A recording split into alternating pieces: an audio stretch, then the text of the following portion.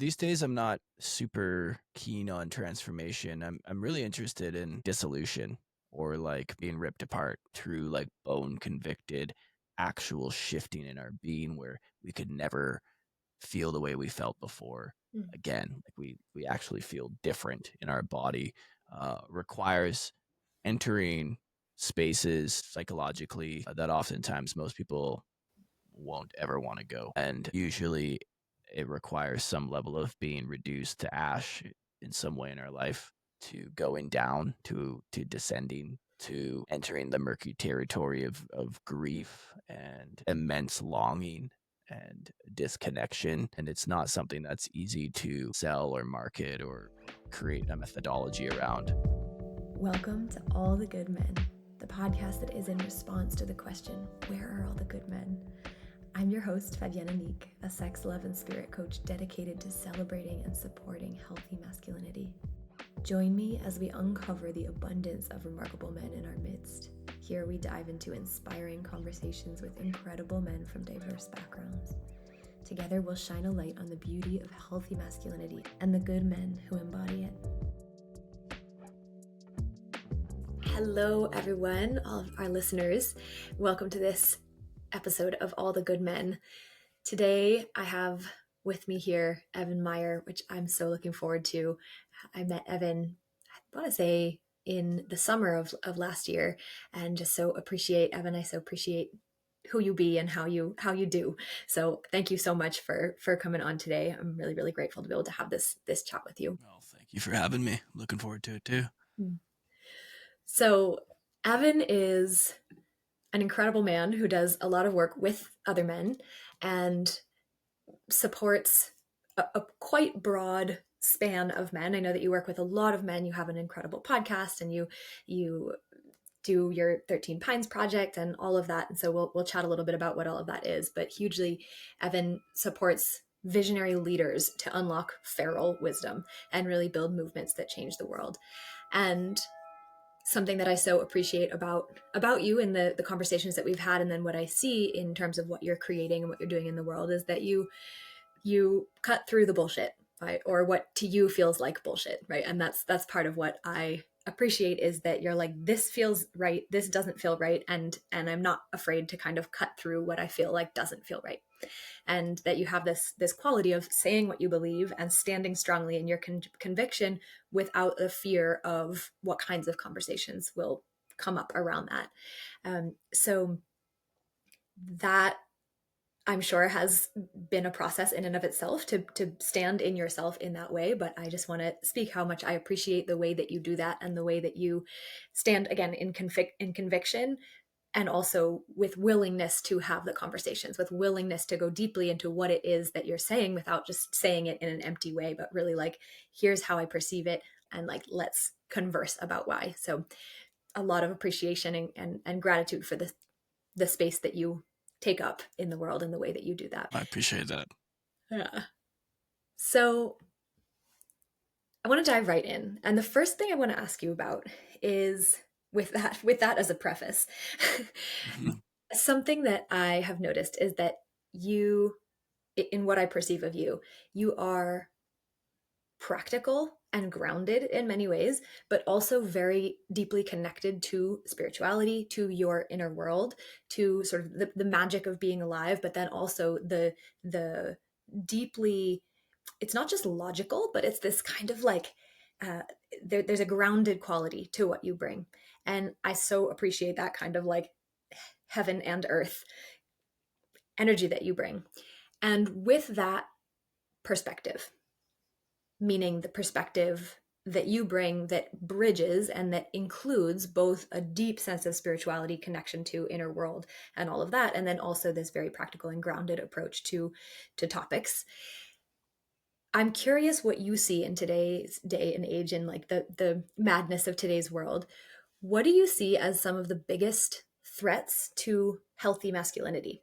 And if you want to define what you see as healthy masculinity, I very much welcome that. And when I ask this, is also kind of in the world at large, in Western culture, in spiritual communities, what do you see as some of the biggest threats to healthy masculinity?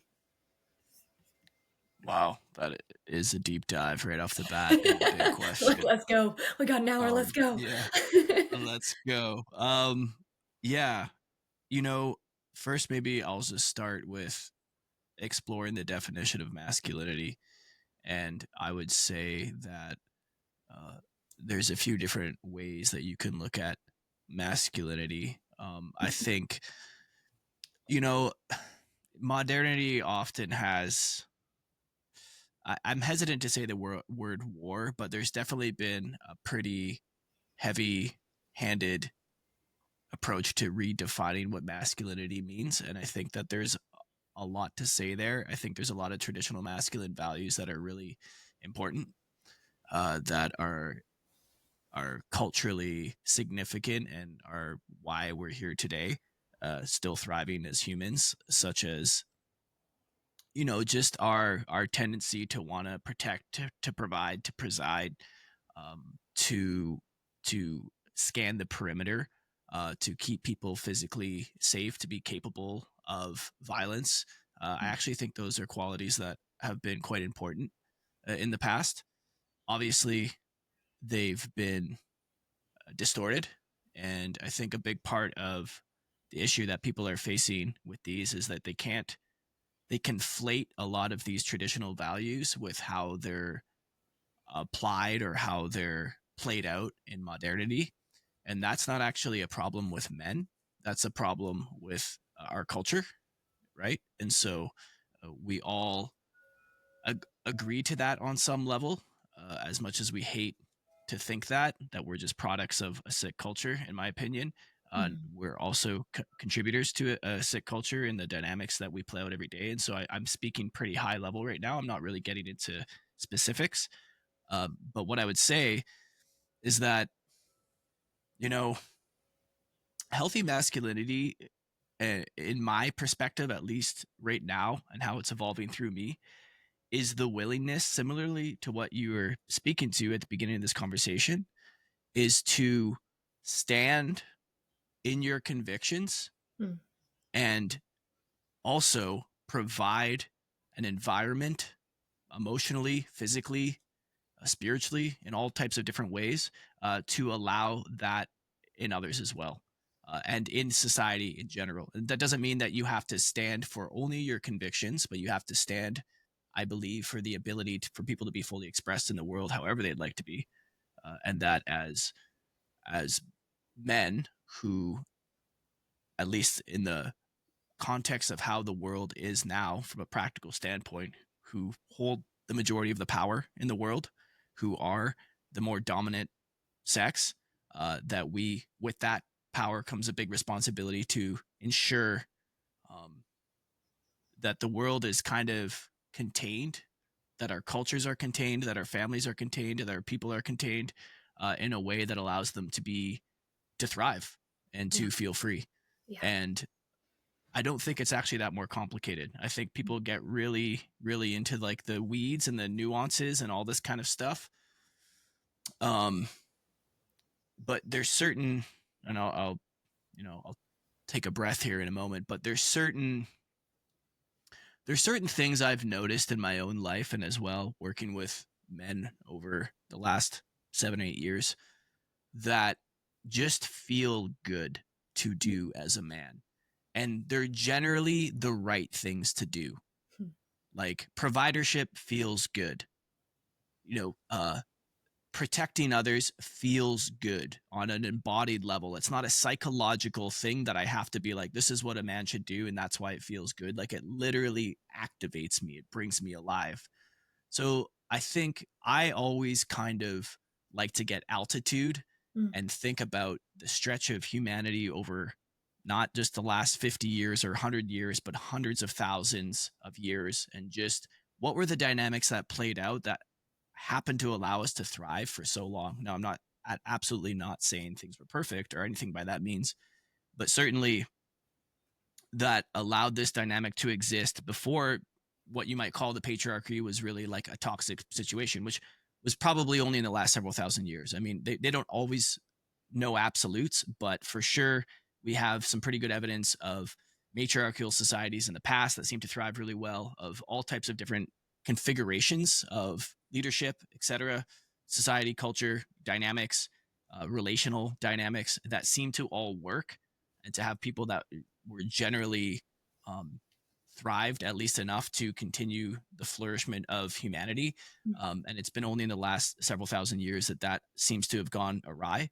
And so I always like to look like backwards in what worked, and there was a clear definition of how men contributed to society that I think uh, is in our biology. That if we still live into that way of being, still activates us. It gives us all the neurochemicals that feel good about it, and there's something on a deeper spiritual level that just feels right to me. And I've always been very connected to that energy. Maybe it's more confusing for others, so I can only speak for myself. But it's always been very, very clear to me. Like this is feels like the right thing to do as a man, and Yeah. this is and it is received in the world well as well. So Mm. yeah. Beautiful. What you're speaking to right now, there's this it's almost like we hear people talk about evolution and sort of like evolution of consciousness or evolution of humans. And what it feels like to me, and part of what I'm hearing in here, is that in certain ways our evolution is coming back to the earth. And actually something that um, we took note of before was just this ascension culture, which I want to ask you about in a moment. But what you're speaking to Mhm. here, the return to almost like the most primal aspects of ourselves, whether that is qualities that to you as a man feel like the best things to do, like the most natural things to do, and then also returning to the earth and earth-based practices. There's this really beautiful thread in here that I feel like is so how I see the world around our evolution and our growth and our healthy shifts actually involve coming back to naturalness in such a deep way and actually returning to what is in many ways most primal to our bodies, which our mind can't necessarily tell us. Our mind can support our body to experience that, but to feel, here's what primally feels like the right thing for my body. And I'd love to hear a little bit about, in the work that you do, how does this inform the work that you do in the world with men, both in groups and with men one-on-one, and in all the things that you do? Yeah, absolutely. Well, you were speaking to earlier about this idea of ascension culture, and you also at the beginning of this call you were saying like it feels good to feel someone that's really grounded and practical but also spiritual, and it's interesting that we even make that bifurcation as if those are two different things, Totally. right? And that's Totally. that's a relatively new idea in my opinion. That 100% somehow, agree. like if we're super connected to spirit, that somehow we wouldn't be grounded or somehow we wouldn't be practical, when I think it's actually it should be quite practical. It should be quite simplistic. It's this idea that, and this is the whole piece around ascension culture. And I'll share a little bit about what I do, but I want to speak to that first, just because you're speaking, you brought it up. Like we're here, and to me, there's nothing more important than learning. And it's similarly what I was just kind of speaking about, and what you're talking to around this remembering. There's nothing more important that we remember that we're here. Like Yeah. this is where we are, this is where we came through. And yes, there's a whole vast universe, there's a whole vast complex, the heavens, as you spoke to before, that are incredibly alluring and beautiful, and can give us vision and insight and desire to ascend. And at the end of the day, my work with people in this world is to connect them with the here and now, to the hummus, to the earth, to the place that they're from, to their watershed, to the animals, the non-human beings that exist on this planet, in a way that grounds them enough, in my experience, to actually form a connection to something maybe more divine or more profound, that comes from a place that's very practical, that's Yeah. very real. And we live in this ascension based culture where it's a lot of bypassing, a lot of, I want to break through, I want to do the breath work that gets me high. Even the best stuff about all that kind of stuff, like the best retreats, which I've been in dozens, I've ran a ton of them. I spent years traveling all over the US with my teacher, and then of course on my own, and previously with a group of men that I was working with who I'm no longer working with, and we can talk about that in this podcast. Mm. But this idea that I go to the weekend or I go to the 5 day thing and then like I get blasted off and it's amazing and I'm doing all this deep work, which is a very, very small part of the story. It's true. Yes, you can reach these really beautiful peak states and it's really awesome. And I love the brotherhood and I love like this intentionality and it's so needed in the world. And despite all that, like I did it for years personally as a participant, it didn't actually shift the way that I relate to the day-to-day, my day-to-day experience of Mm. life. It didn't.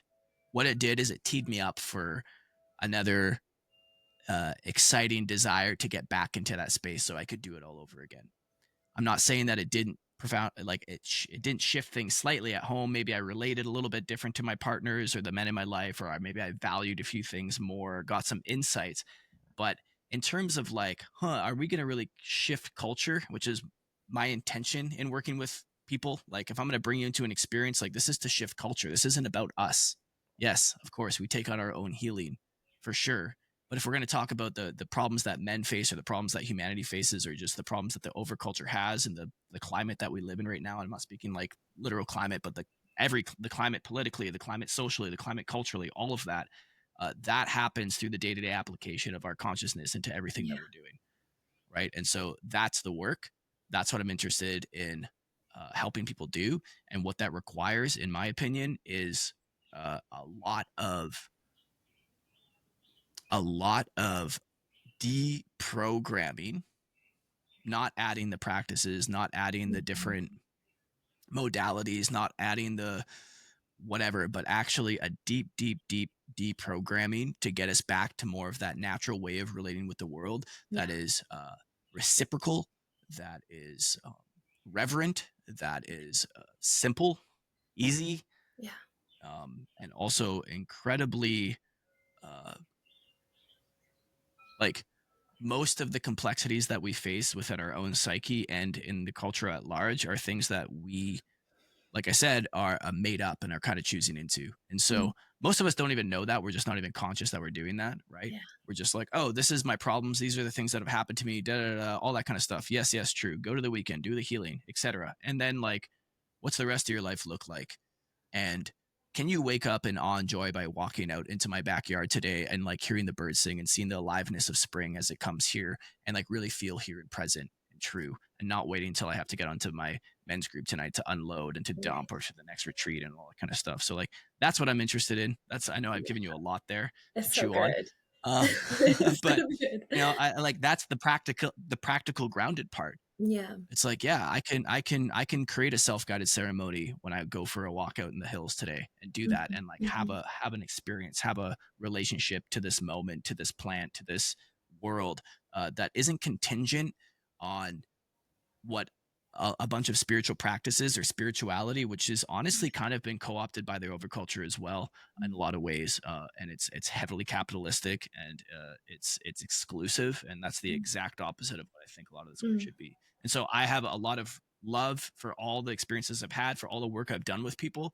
And naturally, as someone who's a bit of a contrarian and came to the world this way, I'm like, what's deeper though? Like, what's the deeper cut? How can we make this more accessible? How can we make this more real? How can we ground this more in reality? So really starts to shift culture from the inside out, from our families, Mm. from our relationships, everything like that. So we actually don't no longer need to go away to like get all this healing work done because we have it. We've built the community, we've built the relationships in our family, we've built the capacity, of course, in our own nervous system, and really started to look at stuff in a more honest and sober way in our lives, Yeah. right? And I think that for me is like really, really important. So just a little bit there. Absolutely. Yeah. Yeah. Yeah. It's funny. I was journaling this morning actually around the the spaciousness that comes from I was journaling about how I've been having this challenge in my life with something, and I've got all the practices and I've got all the things where I can dive in and sort of dissect what's there or move the blockage or whatever. And it was like what I was journaling about was that the thing that's actually been supportive, like yes, those practices have undoubtedly shifted massive things in my being, but the most impactful thing was saying no to a bunch of things. It was like Hmm. canceling things, saying no, setting boundaries with myself, setting boundaries with my energy, and actually creating the spaciousness for me to feel my naturalness. And and what I find is the deeper that the the more intimate I get with my own sense of spirituality, the more the messages are like, make soup, call your mom, Hmm. tidy up your space, sweep the floor, set your altar, like keep your space and your body healthy and connected to the earth and connected to the air. Breathe deeply, like light a fire and like make sure you sit by it and tend it until it's roaring and not like doing three other things at the same time.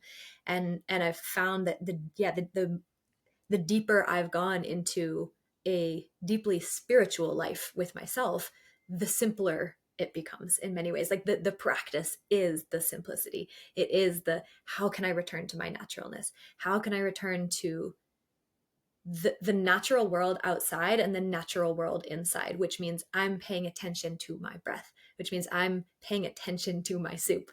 It's like been all about soup recently for whatever reason. Like my whole inner practice has been like make soup and enjoy it, make soup for your friends. Um, and so much of my work has to do with also this healing between men and women and honoring, actual deep honoring, reverence, healing, celebration between men and women. And something that I've found is that return to naturalness, where it's like, again, return to the earth, return to the breath, return to the soup, return to the fire, like the four elements: earth, earth, breath, soup, and fire. For sure. I forgot about that Uh, that soup element. Yeah. but just that return to my naturalness has allowed me to return to who I am as a woman, as a like truly embodied woman. It's all about coming back to what's the most natural way of existing for me, what feels like it comes with ease, and it's an expression of my heart and of my body. And what I find is as I do that and I continuously come back to my naturalness and honor my naturalness, the deeper and the closer and the healthier my relationships become with men, and specifically men who are honoring their naturalness and who are connected to the earth.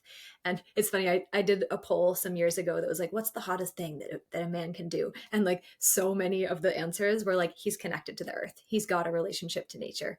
He can sit by a tree for hours and like receive his answers there. And it's like as we deepen in our naturalness with ourselves, the inner nature and the outer nature, it allows us to honor each other so much more wholly and deeply and completely and truly. And it simplifies the whole process as well.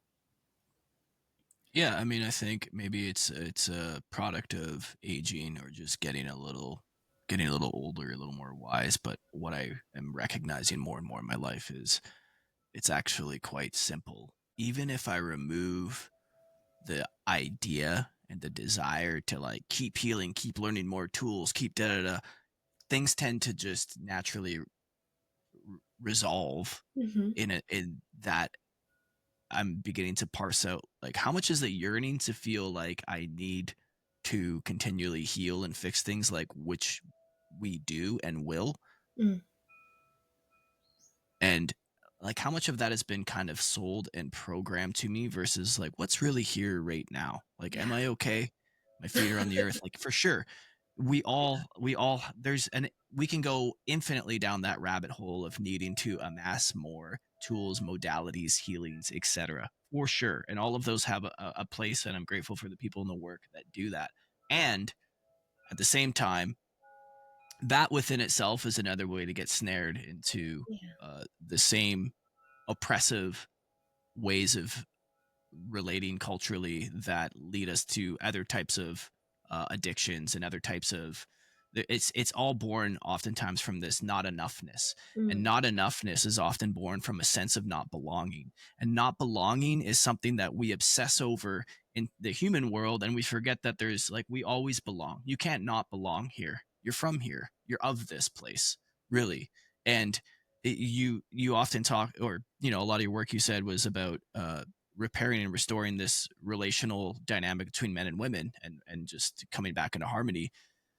And there's a whole romanticizing of, in a positive sense, I mean, of like the greater world that we just completely leave out. We get so obsessed with this idea of dynamic with each other, of human and human, of man and woman, or whatever your configuration that you prefer is. And we forget that, like, wow, there's a whole beautiful, alluring, erotic nature to life that we actually can belong to that too. And we can get so full from that, that particularly men have a huge disconnection from. You know, in the Right. work that I do, this is like the westward direction. It's the dark muse beloved of like romanticizing this actual natural world that we belong Mm, in. So for, for a lot of, sometimes, yeah, like sometimes go to the retreat, sometimes like go into nature and like with a really good poet and read some poetry, and I guarantee you that it will crack your heart open just as powerfully as like any fucking breath work. And I mean that sincerely. Like it's there's so much more that is available to us, that's accessible to us, that doesn't require a lot of what we think it does. And just to your point, like, yeah, it's soup, and like create it with reverence and share it with friends.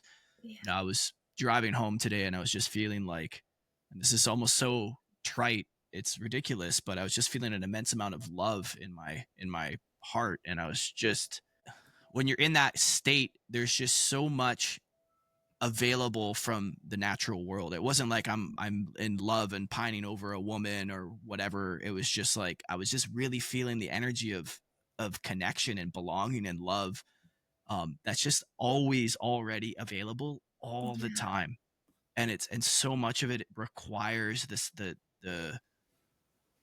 a little bit of the quieting, of doing one thing at a time, of putting the Mm, phone down, of like not having the personal development podcast playing all the time. And not, I love mhm. it, I have a podcast too, such good stuff, but like there's so much medicine in spaciousness, like you were saying. And I think a lot of men in particular, kind of to answer one of your questions at the beginning, are confused about how they fit into this masculine archetype, Yeah. because there's so much noise. Mm, And so I'm very hesitant to say like, this is the one problem that's facing men, or this is the way that, like, this is what the healthy expressed masculine is. Um, because I think honestly, like you said, if we would just reside in ourselves long enough, that natural expression will transpire, and it's there. It's there. yeah. It's just we need to learn how to listen. Yeah. Yeah. And I think that there, like you said, there's so much noise. And I find that especially around the ideas around masculine and feminine and men and women, it can be not only noisy, but somewhat rigid of like, this is what masculine looks like, and this is what feminine looks like, and this is masculine energy, and this is feminine energy, and this is how he should be, and this is how she should be. And then there are so many ideas around it, and it just takes us out of It becomes a naturalness. And performance. yeah, yeah, It's exactly. performative. Yeah, It's a lot of that performative, and polarity it's world. Yeah. separating as well. I'm reading Iron John right now, Mhm. and there's this whole section around how there's been kind of this separation of men from water and earth, and it's kind of this like Mother Earth and feminine waters, and that when we get too polarized about it, it can start to then create separation where we have masculine energy over here, feminine energy over here, and we can get so thinky about it, where it's like I need to connect to my masculinity in these ways instead of like I need to connect to my naturalness. I need to come back to the body, to feeling that I come from this earth and that I am made of earth, I am made of water, I'm made of fire, I'm made of air, and like to really just shut up for a moment and just like go sit on the ground, like literally just go sit on the ground. And the practices are so deeply important, but I think the simplification of the practice and to get out of the head and out of the complexity and really return to like, how do I just simply empty a little bit, shut up a little bit, and return to my natural self. And it's something I think I may have shared this recently on this podcast, but I'll say it again, which is that My husband, he says peak experiences, if our inner world is a labyrinth, if our psyche, our inner being is a labyrinth that we're trying to navigate, those peak experiences are like a flare. Like you go up, maybe it's a retreat, maybe it's a plant medicine experience, maybe it's a weekend men's circle, like where you can go up and all of a sudden you see it from above and you're like, oh, that's what's going on. Okay. And it can give you a sense, a flavor of what's possible. And it can create these deep, profound experiences. And then you go back down into the labyrinth and then you like bump into a hedge and you're like, wait, I think it was that way. But then your practice is your torch. But when you have too many practices, then it's like fireworks happening everywhere. And when it's a practice that you return to, maybe it's breath work where you literally are just breathing and you're focusing on the sensation of the breath.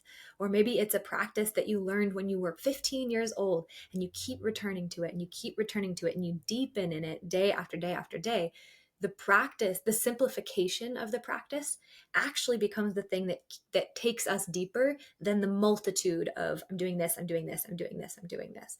And I've found that so much in my own practice that the simplification is what lands me back into I can deepen into actually feeling what's going on, into actually feeling what it feels like to be the woman that I am without the stories about what the intellectualizing of it and the simplification and the naturalization, the renaturalization of ourselves, of our minds, of our bodies, of our eros too. Mm-hmm. Yeah, I mean, if you think of a baby that gets born into the world, like it doesn't need a particular practice or anything to evolve and grow. What it has is a lot of loving community around it, right? Yeah. And it's just emulating ways of being. And so, in my opinion, like if whatever we're choosing to engage in every day, and I'll just say like the multitude, having a bunch of different tools and a bunch of different practices that we're trying to apply all the time is actually just another trick that we play on ourselves in order to stay in the wound, the very wound that we're trying to heal, Yeah. right? And so there's a I believe that just people come into the world innately good, innately Mm. here to, they're innocent. You come into this world not as a completely blank slate, but for the most part, unwinding this programming should be, if we choose to, kind of the only reason that we have any practice at all, to return to our essence. I mean, you were just studying like some internal arts, weren't you? In Asia, you were doing some, what was it, Yeah. Kung Fu and Taiwan Qigong. or Kung Fu, Qigong? Yeah, exactly. And so like they they got it all figured out, that those Totally. programs, like you talk about this masculine feminine back balance, like yeah, yin and yang, like there you go, that's it. Exactly. Like just they got it all figured out. They don't overcomplicate things oftentimes, in my qigong practice with my teacher, like most of the time you're just in one pose and it just looks like you're just standing there, Totally. right? And like that's the practice. And he's like, do that for half an hour a day. Don't do too much. Like you don't have to do an hour. You don't have to do 2 hours. Like more isn't better, but like just stand in Wuji for half an hour a day where you're just not moving and like let everything Mhm. just, the body will recalculate and reshape itself and Absolutely. return. And the whole point of that is to come back to your eternal essence, the way that you came into Exactly. the world. And so that's it. Everything, in my opinion, like kind of everything that we add on top of those types of things is fluff, and it's important fluff. And I've gone through it. And I think if you are really maturing spiritually, I'm not saying that this is necessarily me, but you begin to understand that you have to kind of go through those things in order to understand and return to what's utmost, like the most simple. And if you look at the people that are probably the most cultivated historically and in time, when you think of spiritual leaders, they weren't complicated people. They had very simple things that they did every single day. Like they Absolutely. sat for an hour every morning, or they had a simple walking practice, or they counted beads, or whatever it is. And that was what, and they were deeply, deeply connected to the here and now. And what they did in their life was infused with intention and devotion, because there's no fucking point in having a really awesome practice and then walking through the rest of your day like a disaster. Just Yeah. there's no congruency there. And so Yeah. for me, You know, where I formed the most congruency wasn't in having like a really beautiful embodiment practice. Go for it. I'm not trying to hate on anyone who does that, but like I fucking hired a really good therapist and like she helped me unwind a bunch of stuff and realize that like wow, I can hold complexity in my body just because I'm feeling anxious or my nervous system feels activated doesn't mean I need to do a practice. I don't need to make it go away, right? Like I don't that so much of what we're formed is like uh and so much of what these things are born of is trying to get out of a state so we can be in another instead of just Right. resting in the state that we are in, which oftentimes men hate, and all I imagine all humans do, but particularly a lot of the men I work with. It's like, okay, but what do I do? How do Mm-hmm. I not feel this way? Yeah. It's like, no, that's you're going backwards. Right? Right. It's in the not doing that you're going to discover how to hold complexity in your Right. body, and that's going to change. Whether that's in a sexual moment, whether that's in an argument, whether that's related to their purpose. Like, go find your. There's so much bad information out there for men, I think, about all that kind of stuff.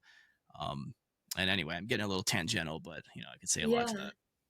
No, but it's really, something I'll say is that for me, it's not about not having practice because I wouldn't have, I'd be in a very different place had I not shown up to practice every single day. But it's like the practice starts to slow down, I feel, and where it's like the practice becomes every moment. And I still must do my morning practice every morning, but I think the importance is how do I simplify and how do I notice if I'm doing the practice in order to not feel the thing, or if I'm going into the practice as a place to go in order to actually be with exactly what is, not as a way to do something about it, but to actually be in daily practice of being with this much energy, this much anger, this much turn on, this much frustration. And can I be with it? And can I be loving towards myself as I'm in it? And whatever practice allows me to do that is the practice that brings me back to it.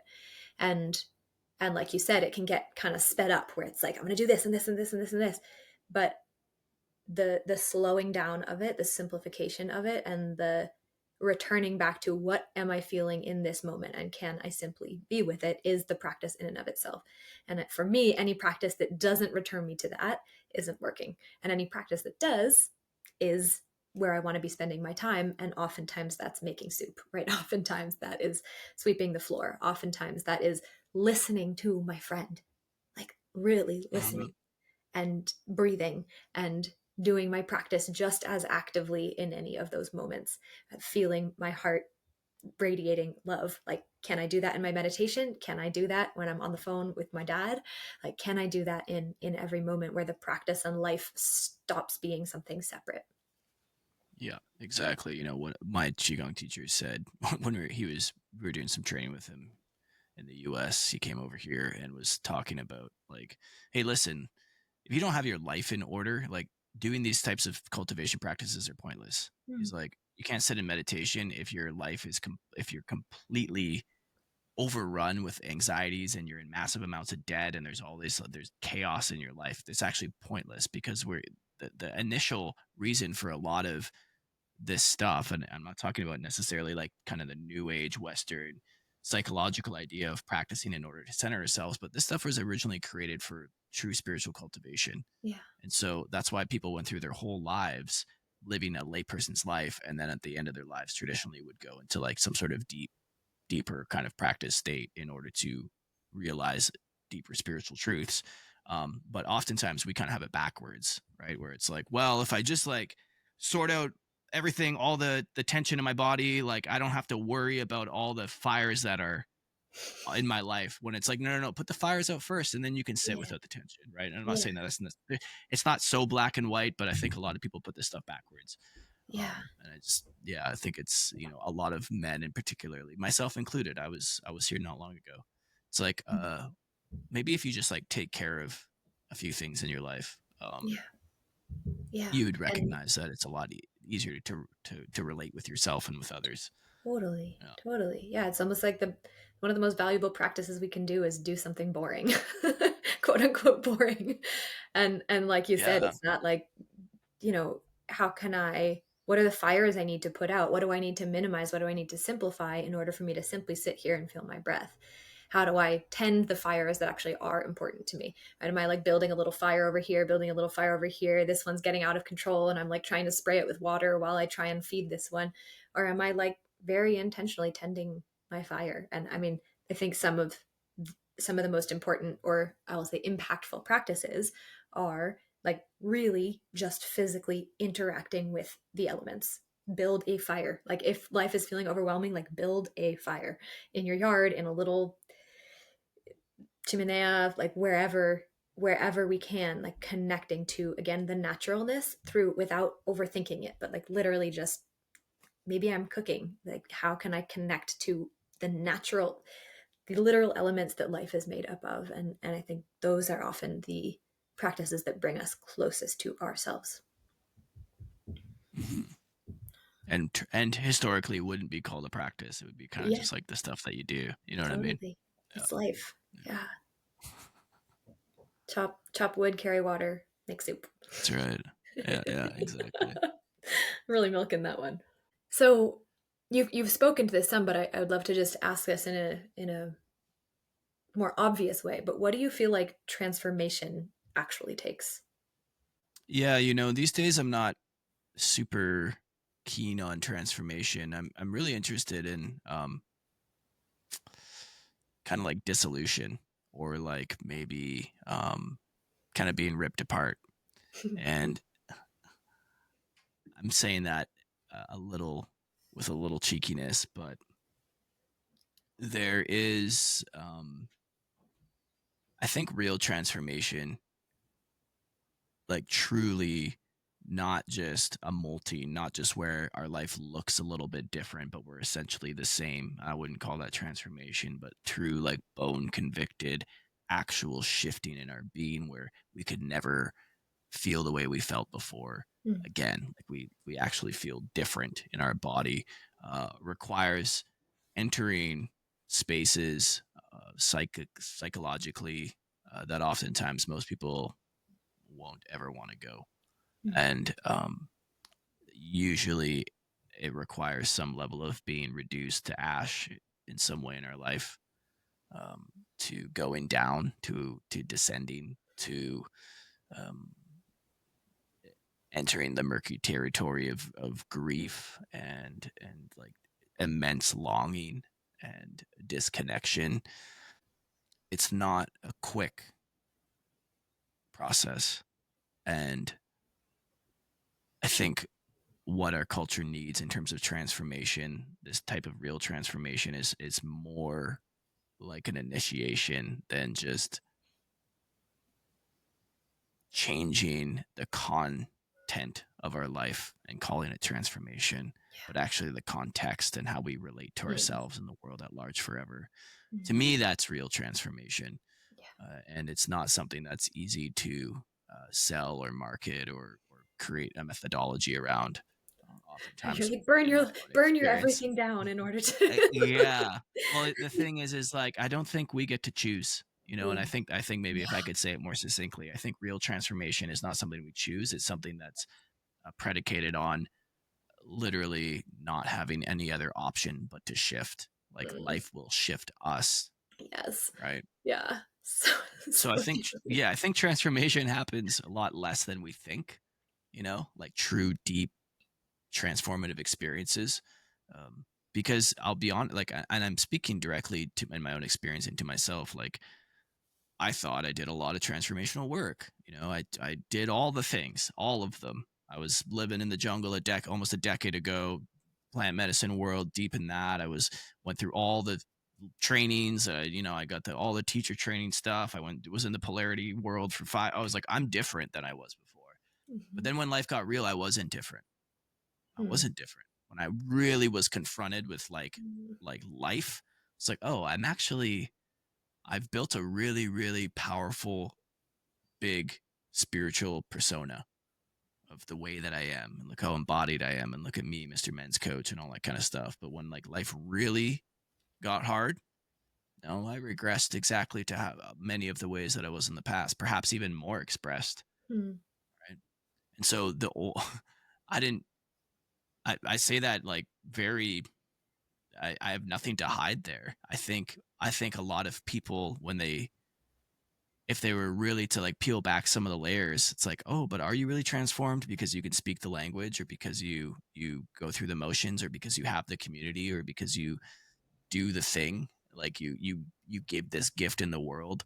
um and it wasn't until really I almost felt like, and I'm not saying this, I don't say this lightly, but it almost feels like you're losing your mind in Mhm. some ways. Like when you go to those places, like the darkest, deepest recesses of humanity and of yourself and of everything that you thought you knew, and this, your life continues to just put that pressure on you in service of real transformation. I think that's when it happens, and we don't get to choose the timing of that, right? Yeah. And so, uh, you might call that some sort of like descent to soul, and that's a lot about the work that I'm interested in exploring, and the stuff that I talk about in my work. Yeah. And so, um, yeah, I think it's naive, I guess, to say that like we're in control of our own transformation. To be Hmm. completely honest, and maybe that's a contrarian take for a lot of people, but yeah, Yeah. that's kind of how I feel about it. I feel like we have a say in it, and we have the option to make the choice to meet ourselves. But then there's a whole other layer to it where it's like this is going to happen when it's going to happen, and when whatever parts of ourselves are ready for it or not ready for it. But when it's the moment, when it when it's the moment, it will happen. And then there is the free will of like, I'm choosing to stay with For this. sure, I'm choosing agreed.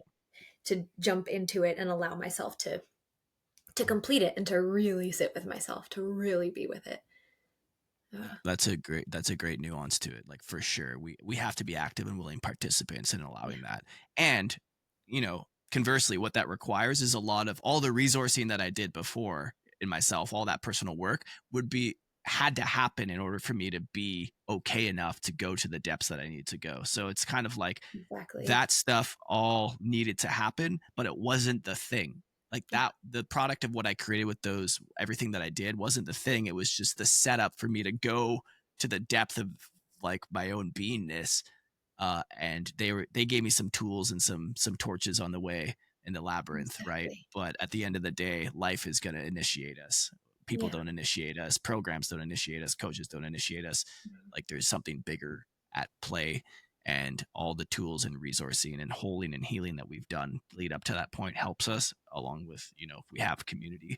But at the end of the day, I think life brings us transformation, and like you said, we get to choose how deep and how long uh, we go through that in some regard. Totally. And I'll say, just at least for myself, the to mirror what you just shared, like the programs and the teachers and the tools that I have learned have undoubtedly directed me towards my capacity to now meet those moments. And it's not Yeah, that, I mean, I exactly. will be a student forever, and I will continue to join programs and learn from teachers and engage with the world around me in that way. But they have, it's like the consistency is that they point me back to, how do I meet myself in that moment? And they have offered me tools and practices of how to do that, and how to find my way around the labyrinth. But in the end, it's like I keep finding the that it's so simple, and that the meeting myself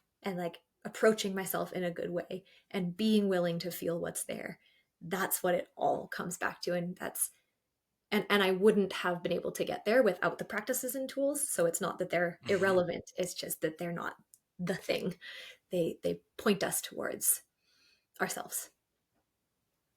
Yeah, I mean, like kind of what we've been speaking to before. It would be a little naive to think that uh, pure human, like only humanity and older other humans and wisdom keepers and stuff could somehow initiate us into this deeper connection with life. Like they can't, because they only belong to this one species, and there's such a bigger force at play. So much of our transformation initiation has to come from the non-human world. Yeah. But like you said, they can give us the guidance and the tools, especially if people that have actually been through these true types of transformations, which I think is more rare than we think, Yeah. right? Which is why, especially these days, there's just a ton of um, Yeah, we just have to be really judicious with the people that we choose to invest our time and money and energy in, teachers and things of that nature, which I'll always be a student of that for the rest of my life as well, Yeah. 100%.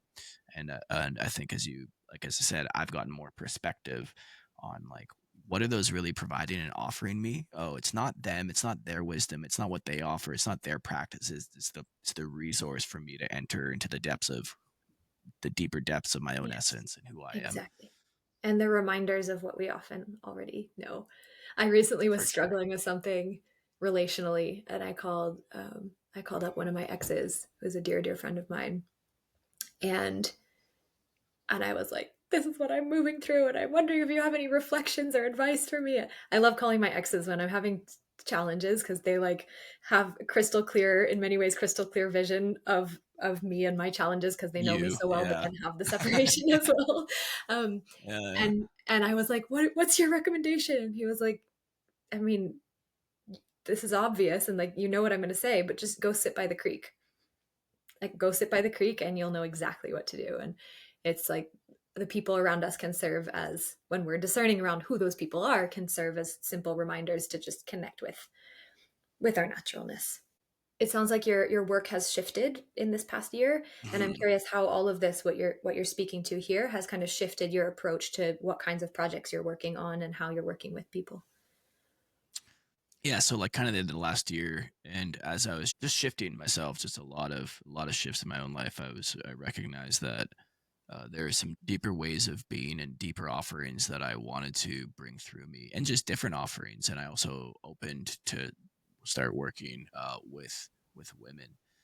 Mm. So right now, really what I work on with people, honestly, it's quite a different shift, but, I work with people really accessing what I call their feral wisdom, like their own innate knowing, their own innate wisdom, how to bring that forth, how to bring it into the world, as art, as whatever that looks like to them, and and then how to create sustainably so they can make a living, kind of giving their souls gifts.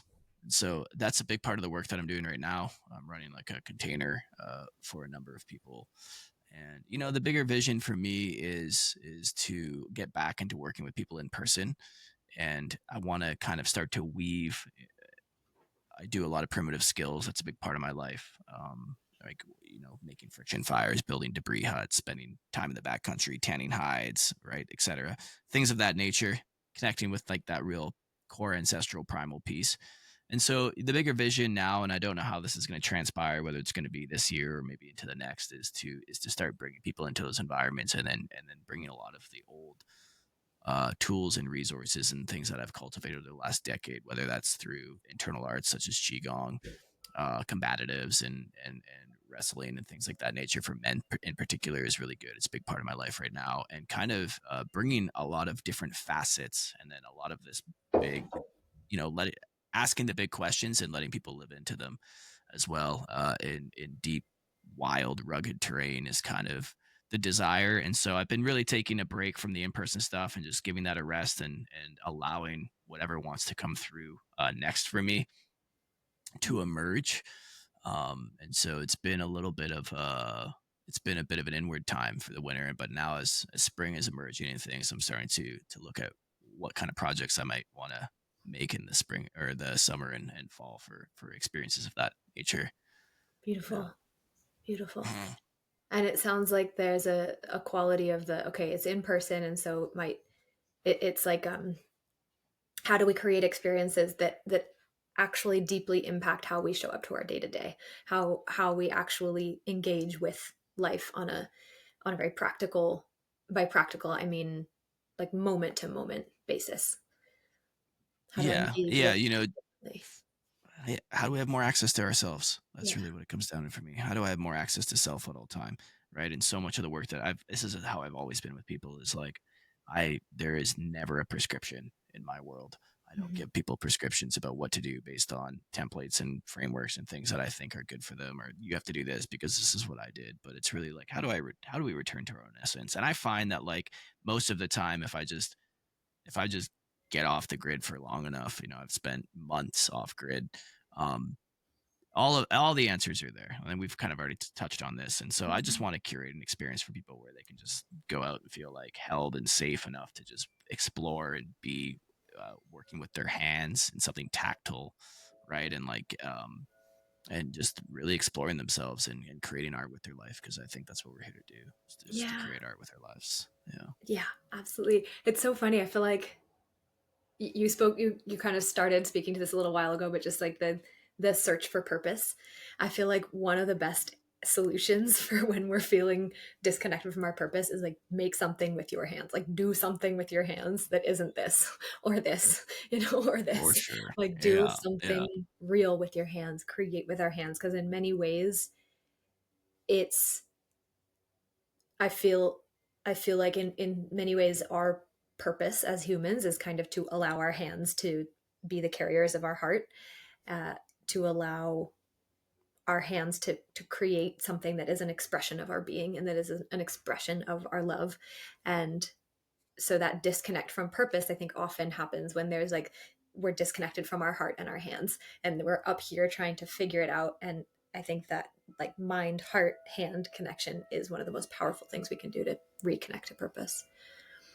I think our hands, they hold a lot more wisdom than we give them. You know what I mean? Like, we don't give them a lot of credit for how much wisdom they hold and how much they can do in the world. And so, I feel very one thing a couple of years ago that I got really clear on is like I want to become more agile, more nimble. If you look at people in indigenous cultures even today, how much they can do with their hands, and how like there's a it's so much of how we connect with the world is through them. It's not through our eyes or through our, like, of course, hearing, sense, everything like that. But when we have tactile field for like all the different textures and all the different everything that can be created with them, there's like so much power and so much wisdom in them. And like you said, most of us are relegated, for anyone listening, if they couldn't see what you were doing, it's like tapping on glass, tapping with our thumbs, tapping on a keyboard. Like we're literally touching glass all day and looking at flashing lights, Yeah. and nobody knows how to use their hands anymore. And so like I have such a reverence and an affinity for people that are